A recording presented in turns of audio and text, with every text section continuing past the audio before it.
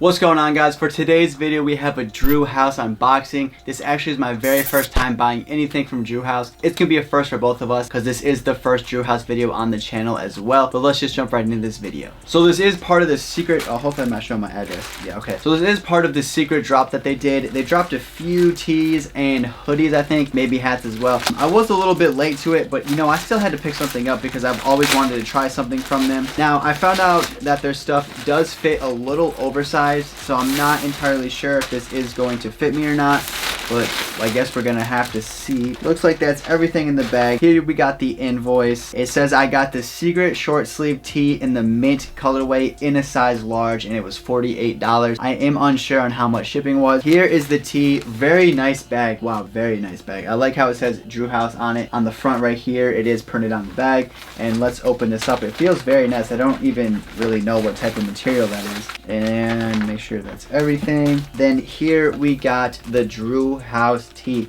Yeah, this is probably gonna be way too big, but it is sick. It just says Drew. This is not the mascot tee, which is what I wanted. Is it? No, I thought that was it. The mascot tee is kind of just, yeah, right here. It's actually just this logo that says Drew in the mouth. That was the one I wanted, but I was a little too late, so I just picked this one up. First though, let's just talk the details on this thing. So you got these two hang tags that say Drew House with this like metal tagging on the tag. Well, this is the tag. This is like the metal like hang tag, I guess you could say. Having both tags right here. This looks very nice. I'm definitely getting some Chinatown Market vibes with this. This looks like something I would get from Urban Outfitters, but obviously I don't think that's what they're going for. But you flip underneath, it does say Drew, made in the USA. I actually did not know that, so that makes it like 10 times cooler.